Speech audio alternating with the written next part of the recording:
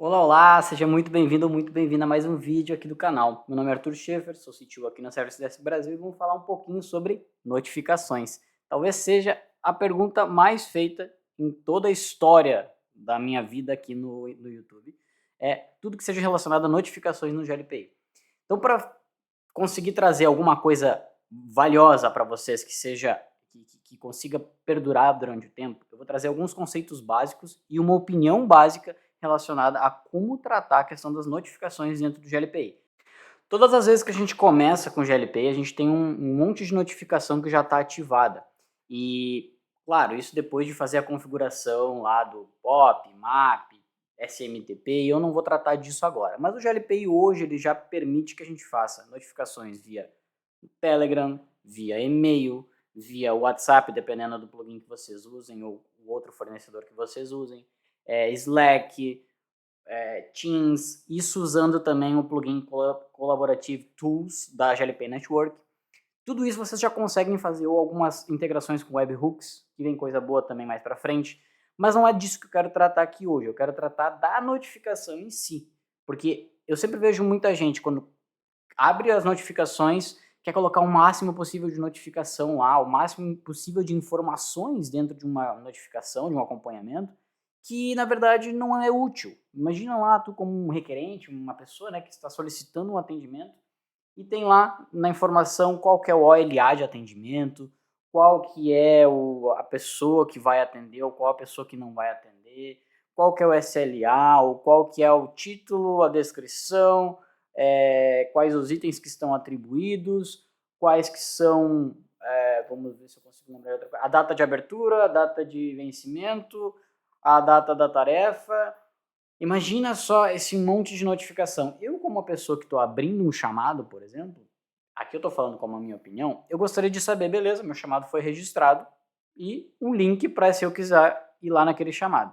Mas se eu não quiser interagir via chamado, quiser interagir via e-mail, ou simplesmente saber o que está acontecendo, eu não preciso saber cada alteração que foi feita no chamado.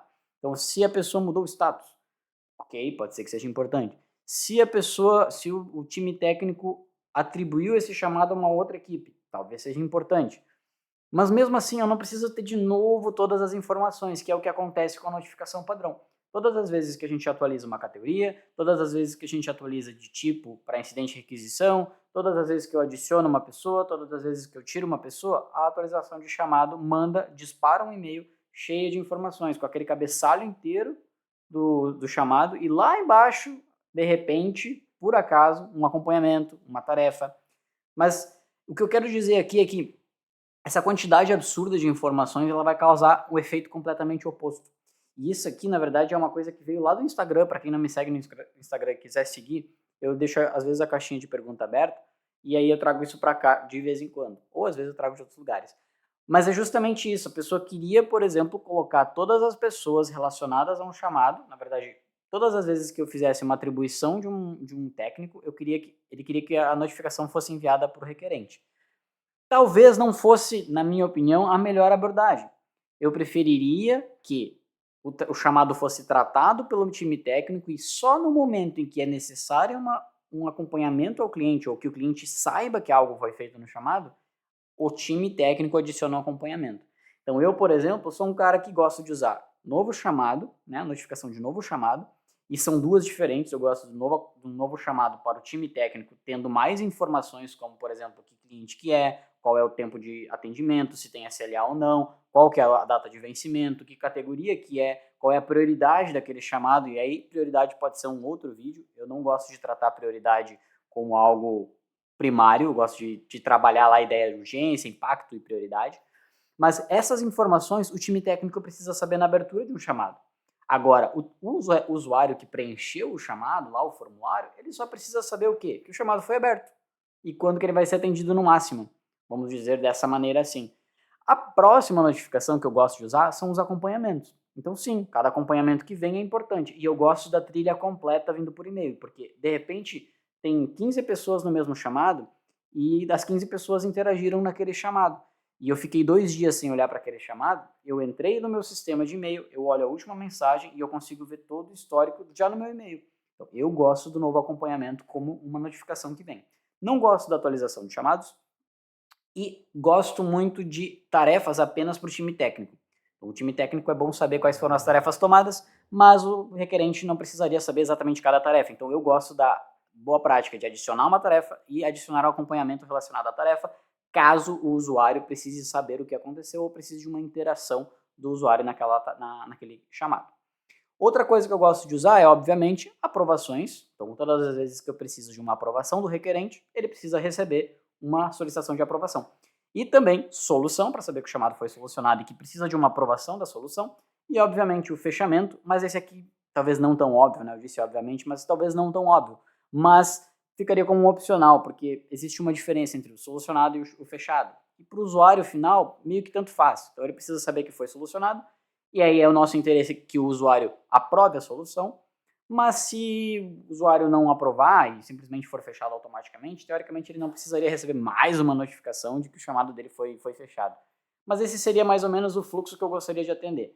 Mas vamos dar uma olhadinha aqui rapidinho em algumas sugestões e algumas coisas que eu quero falar para você sobre a teoria e o conceito da notificação dentro do GLPI. Por exemplo, quando eu venho aqui para o GLPI, eu tenho as configurações de notificação. Então, como aqui vocês podem ver, eu deixei em francês, deixa eu mudar para português para ficar mais fácil de compreender.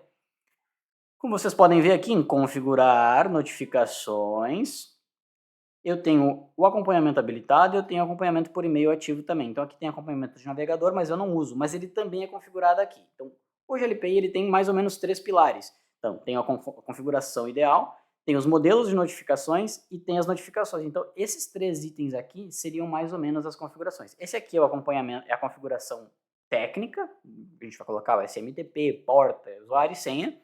E aqui a gente tem a notificação que eu chamo de gatilhos e eu tenho o modelo de notificação. Mas os 3 pilares que eu quero falar é modelo de notificação, tradução e gatilho ou notificação. Então dentro de modelos de notificação a gente consegue encontrar, por exemplo, os modelos de domínio, os modelos de recursos humanos. Então dependendo do plugin que vocês adicionam, ele também adiciona alguns tipos de notificações.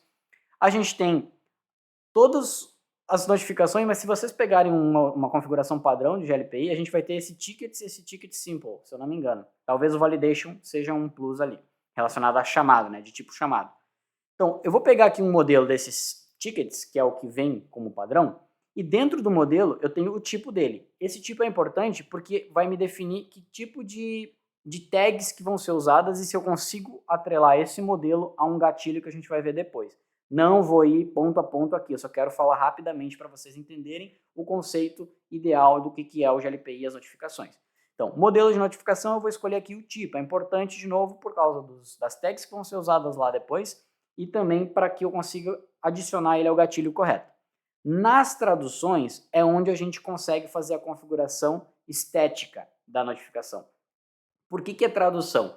Porque se vocês usam o GLPI num ambiente de uma multinacional, se vocês deixarem apenas a tradução padrão, ele tem um banco de dados de palavras que são traduzidas. Então, todas essas palavras que vocês veem aqui no sistema que estão traduzidas para vários idiomas, elas vão vir traduzidas, mas não aquelas que vocês não usam tags. Então, por exemplo, se eu vier aqui em tradução padrão, eu vou ver que todo ele em tags. Tudo isso aqui são tags. As tags estão aqui, ó. A lista de tags disponíveis estão aqui. Então, tudo que for tag vai ser traduzido para a informação que estiver no perfil do usuário. Então, neste caso aqui, tudo iria para o cliente. Ah, por que eu não tenho uma notificação para novo acompanhamento? Por que eu não tenho uma notificação para nova tarefa? Porque essa notificação padrão do GLPI, ela é coringa. Então, ela vai trazer lá em cima todas as informações do chamado. Então, aqui todas as informações do chamado. Aí, depois, ele vai trazer todos os itens desse chamado. Por isso que tem um for each. Então, o for each é se houver, para cada um que houver, ele vai inserir este campo aqui. E aqui, os usuários atribuídos, mesma coisa para cada usuário atribuído. Olha, se tiver o usuário atribuído, então ele vai adicionar tudo isso aqui. E depois os follow-ups. Eu não gosto dessa estrutura aqui, mas ela vem como padrão, então já é uma linha de partida. Não apaguem ela, não editem ela, criem uma nova, duplique e façam uma nova editando os itens que vocês queiram. Se, voltando lá para traduções, se vocês quiserem alterar uma tradução, quiserem alterar esse texto e não são palavras que são tags, então, por exemplo, eu quero colocar aqui unicórnio. Se eu quiser pôr unicórnio nessa informação aqui, em todos os idiomas que eu selecionar aqui, vai vir a palavra unicórnio, exatamente como eu escrevi. Por quê? Porque não existe essa tag lá no GLPI. Então eu vou ter que vir aqui e traduzir ele para português. Daí eu vou ter que criar uma nova tradução para inglês, para botar unicorn.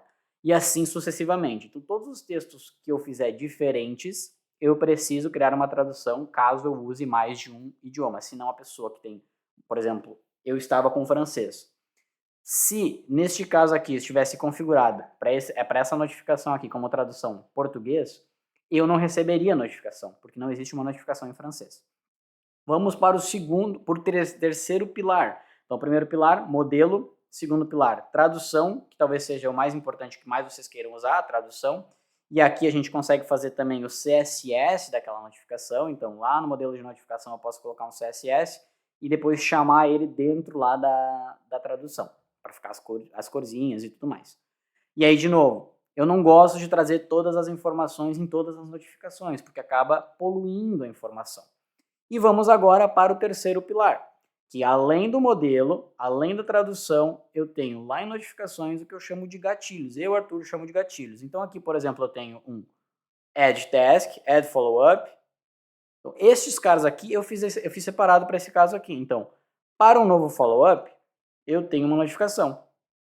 E eu atribuí um modelo chamado new follow-up, BTI 22 new follow-up. Eu defino aqui quais são os destinatários, e aqui é que vocês definem quem que vai receber essa notificação caso ela aconteça. E lá na primeira aba é que a gente define qual que é o gatilho. Então, se essa notificação está ativa, se ela permite resposta ou não. Se vocês puserem que não, ele vai receber a resposta, mas ele não vai fazer nada com aquela resposta.